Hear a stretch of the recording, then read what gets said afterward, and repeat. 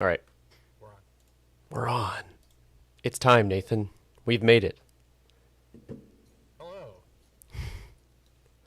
It is. We're here. We did it, guys. What's today? We're Today alive. is a special day, Nathan. It's the specialist day of the year. What day is it? It's our first preview of the year, our first official preview episode. We are here to talk about an actual game. No more jaw flapping season. No more, no more of this talking and chirping.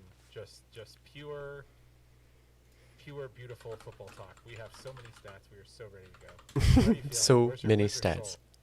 soul? I'm at that like very much the Hank Williams Jr. Are you ready for some football? That's the level I'm at. That's the energy I'm bringing. Oh wow, I have I arrived. appreciate that. Yeah, yesterday was Saturday, and next Saturday will be Saturday as well. And both of them had football. One of them more relevant to us. That Yeah, we're in fiscal game week. That's what fiscal game matters. week. Yeah. All of that to say, yeah, let's do this thing. It's very exciting that football is really Yeah, is finally happening. It definitely helps that the first game is one that's a really kind of a yeah, big deal. yeah. The juice is real. Like I feel like that we have. For me, the way the process goes on game week usually is that I don't get really hyped about it until usually that Tuesday of Hmm. band practice. Like I get to band practice and I'm just like out of my head. But doing this on Sunday has been nice because I'm already a little out of my head. Hmm. We're 6 full days out of here. Oh yeah. So So let's hit him with a just for real some intro though. yeah. So for some background, if anyone's watching, well, yeah, a few people are watching. We're gonna do this on video and on it's on gonna be on YouTube, and we are gonna use what we record here today to turn into the podcast version. So if you want to turn this off and get a more edited podcast version, feel free. If you feel like you are uh, better served by seeing our beautiful faces, then that's also great. Absolutely. So without further ado, we'll get right into the podcast version of this whole thing. So Yeah, let's do it. let's do it. All right. I'll see us in. Welcome to Triple Bell Curve, it's a stats focused podcast about UGA football. I'm Justin. And I'm Nathan. And just as we said, those of you that are watching the video, it's happening. We're in fiscal game week. Fiscal game week is what you just called it. Yep. You more eloquently put it. So yeah, we're very excited to finally be releasing. This is fifth season, first episode, and it's a doozy. It's a as they say on the podcast I've been listening to most often is not another D&D podcast, and when you have a big one, you call it a thick sode. So this is a thick sode, y'all. This is going to be a big one. Top five thick sodes right here, CBC. So get yourself ready. Well, Yeah. what are we going to be going over I today, though, Nathan?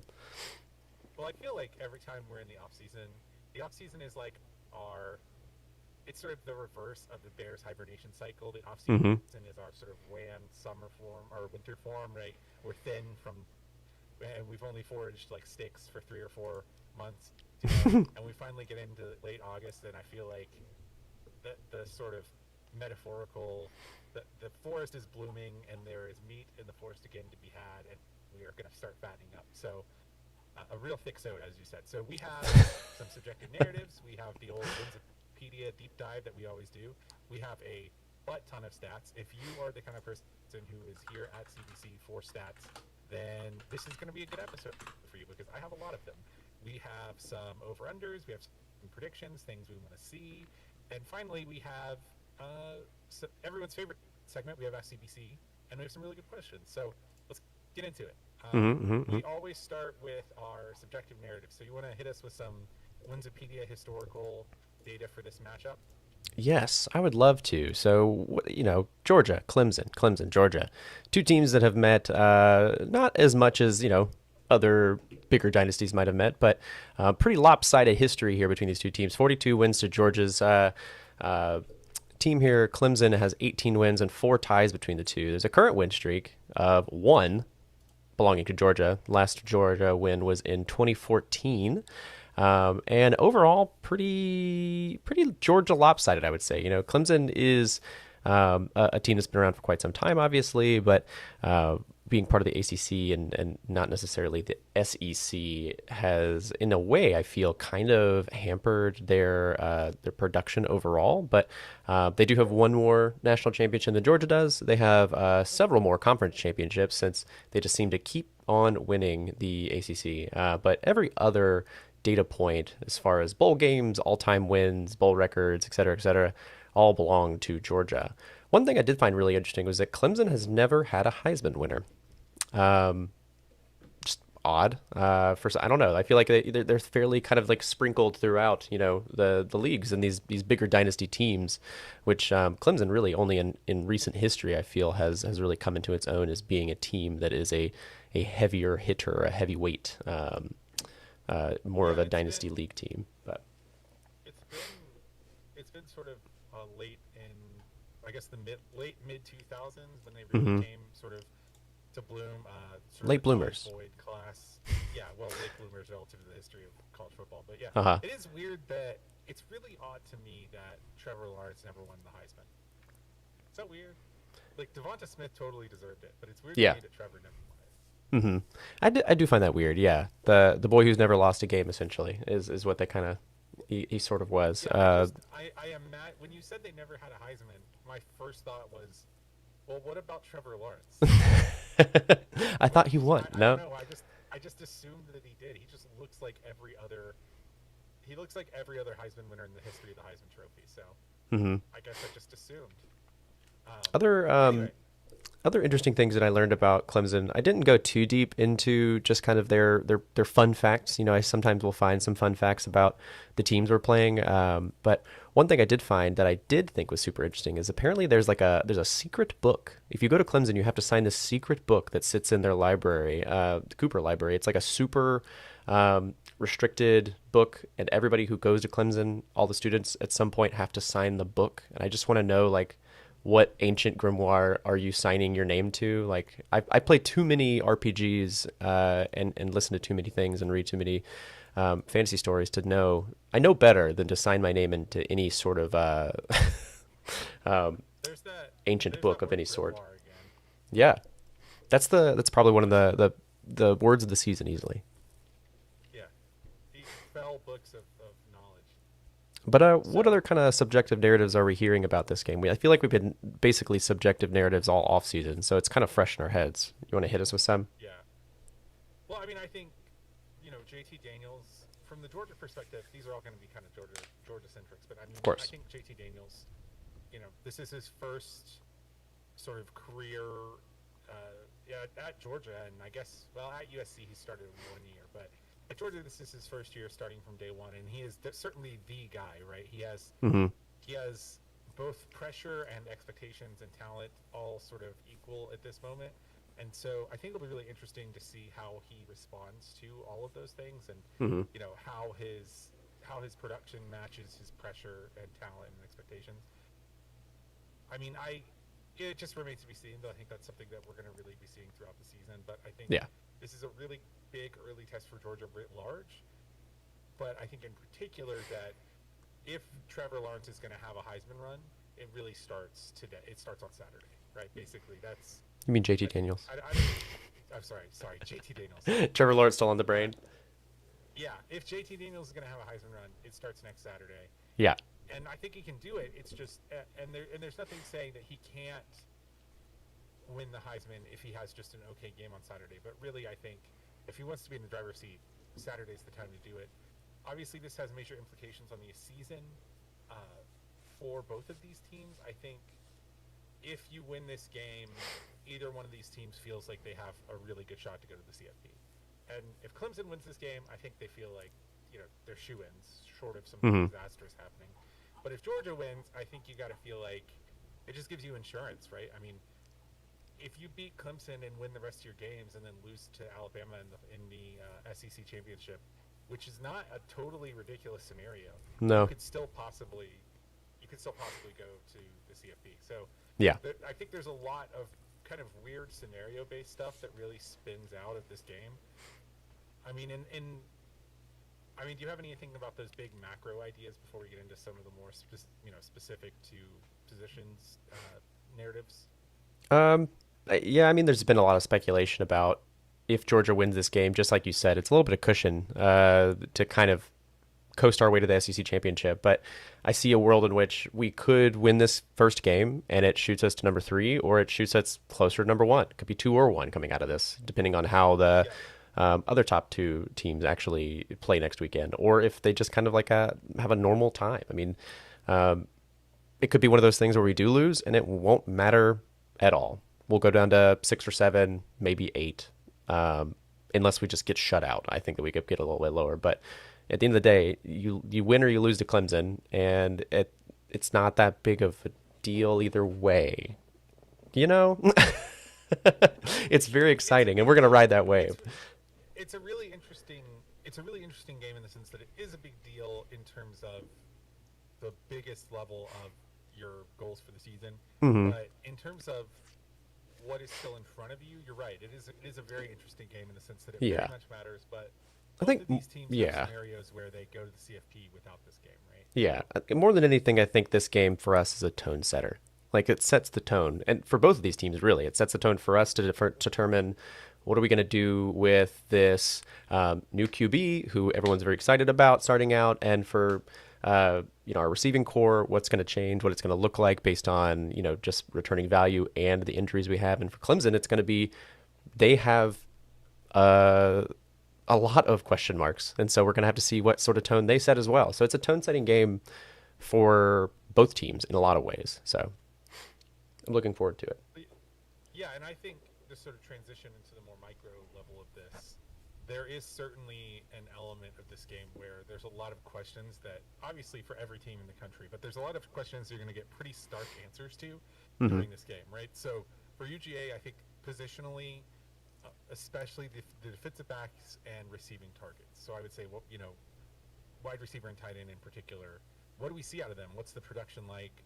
Is it obvious that these two positions are liabilities? Because I think with the injuries at both of those positions and areas on the field, that if Georgia comes into this game and wins, it means that they got pretty good production from people who they did not expect to get production from at the Hmm. beginning of the offseason, right?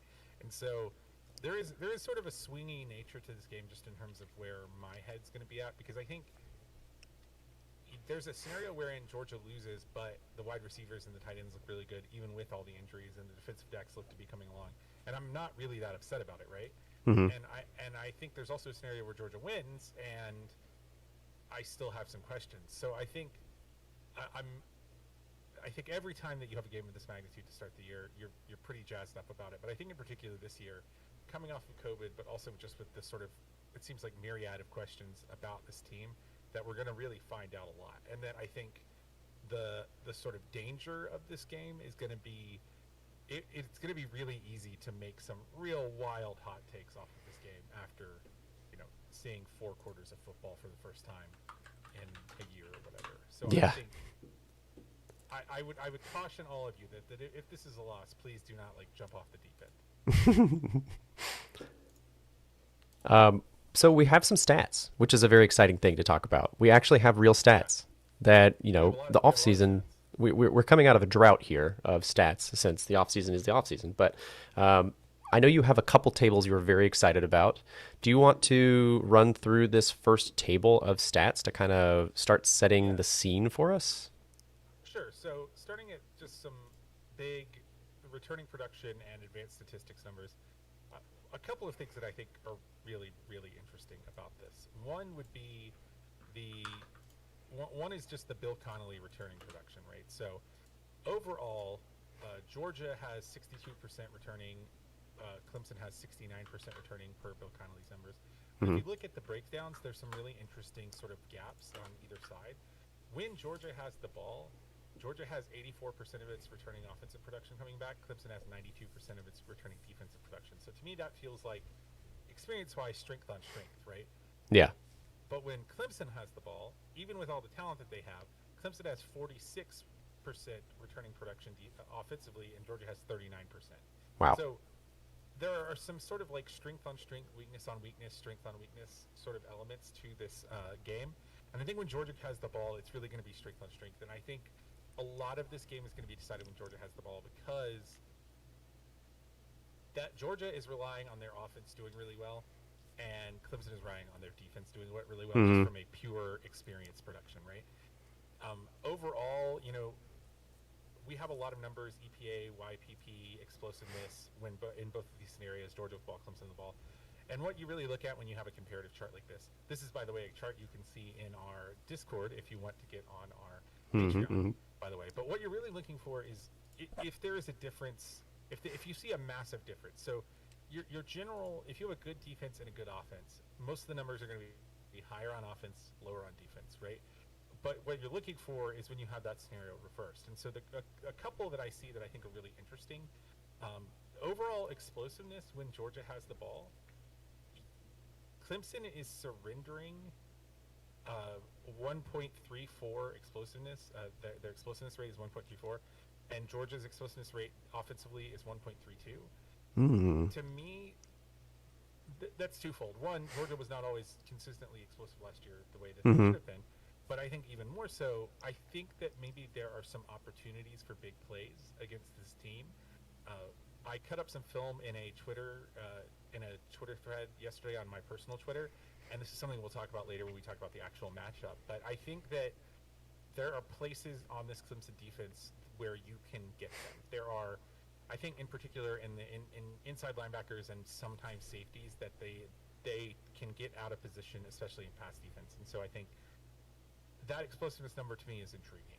I think that we might see some what I would qualify as like mid-tier explosive plays, right? That are technically explosive. They're over like 15 yards, but they're under like 40.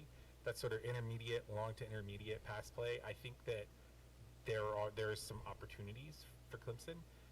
Interestingly enough, when Georgia has when Georgia is on defense, when Clemson has the ball, there aren't really a lot of big, sort of advanced stats, disparate places to look at. Even with a lack of returning production, both of these units, Clemson's offense and Georgia's defense, are sort of the core identities of their team. And Mm-hmm. so, there's this whole thing that when you talk about returning production, sometimes if you have a lot of returning production and your returning production sucks, it doesn't matter.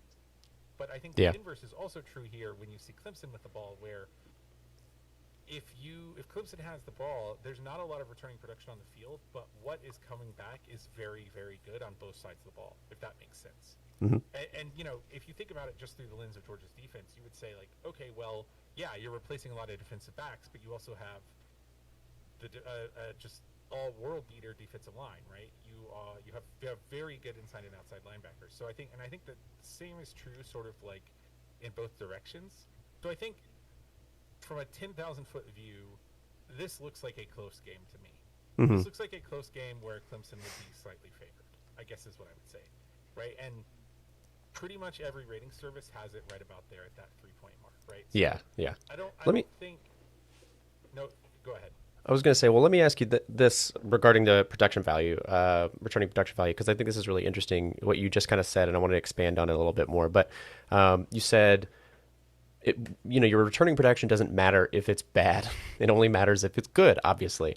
And what's Right. neat about this is that when Georgia has the ball, as you said, and when Clemson's on defense, we have all these stats for this returning production value, and so these stats are a lot more objective and a lot more they're more indicative of what the game will look like based on the stats when Georgia has the ball. And so with that being said, the inverse is true, obviously. With Clemson having the ball, it's 46% of their returning production value, and when Georgia's on defense, 39% returning production value. But with everything we've seen in the offseason and heard and read and thought about, what will be different, you think, from these stats? Because there's going to be a bigger margin for difference based on these stats when Clemson has the ball and Georgia's on defense because of the significantly lower production returning. Does that make sense? Right. So what is the?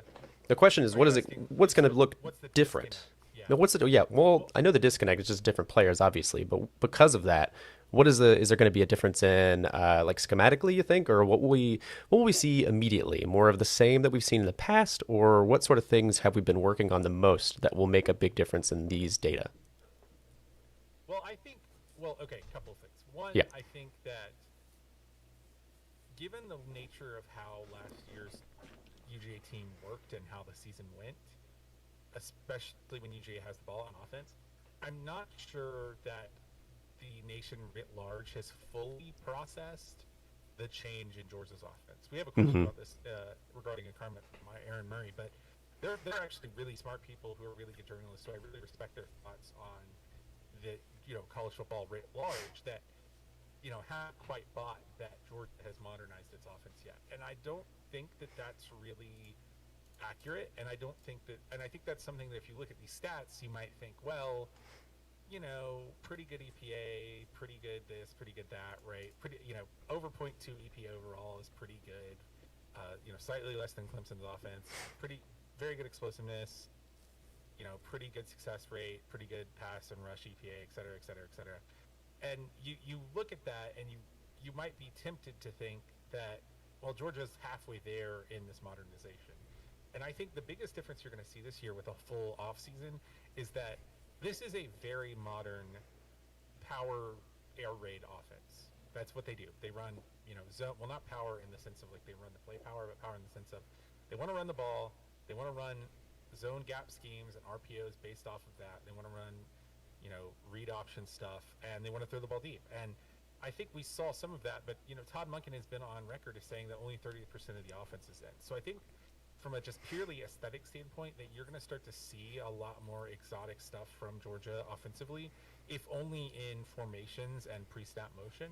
I think that in particular in this Clemson game, we can talk about this more in a second in terms of the Hmm. particulars I expect, but I would say you're going to see some weird formations from Georgia in this game. I think we're going to see a bunch of tight trips. I think you're going to see the more exotic like pre-snap movement of like put three guys in tight trips, move them out to the outside, and then have one of them motion across, the inside guy motions across in orbit, stuff like that, which is all vintage air raid, but that's not from just a fundamental aesthetic standpoint, like how the team looks on the field. We're not used to seeing that from Georgia.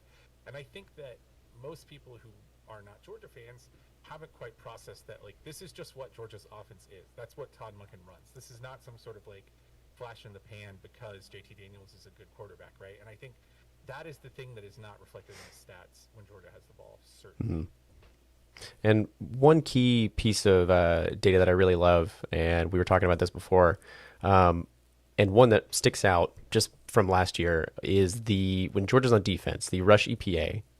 Teams statistically lose points when they rush against Georgia. Is that something that you think we will continue to see, or how will that specific piece of data be changed, or how does that going to translate? Yeah, so if yes, I think that is something that's going to continue to change. Hmm. The average PFF run D grade returning is 66.3 of all returning defense players on Georgia's defense, and that includes like walk-ons and third strings. That's very high for such a big number, right? Around 70 is very, very good. So I think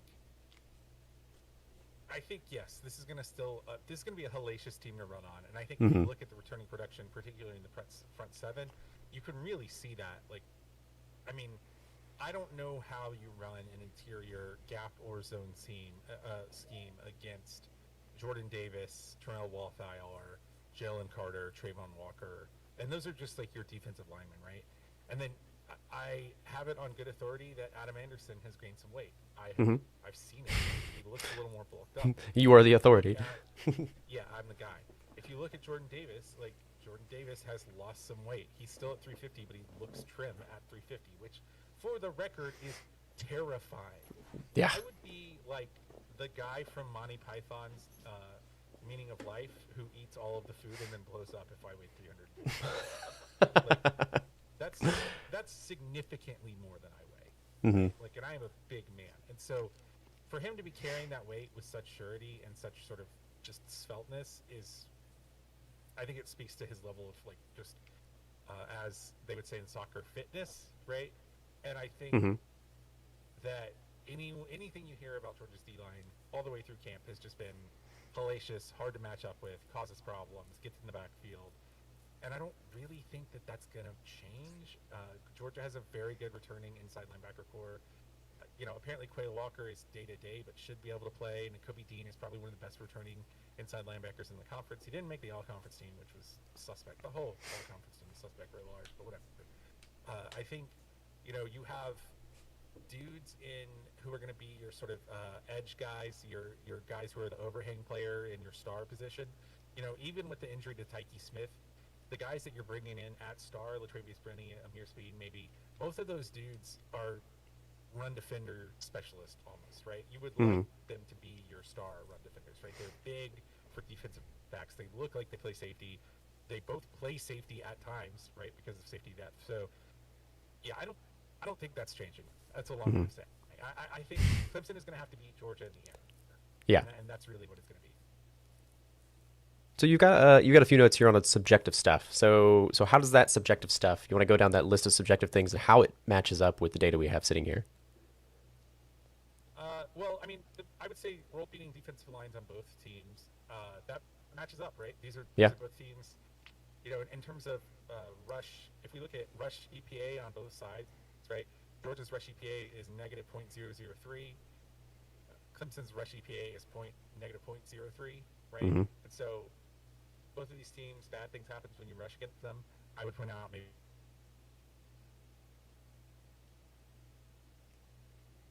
Oh,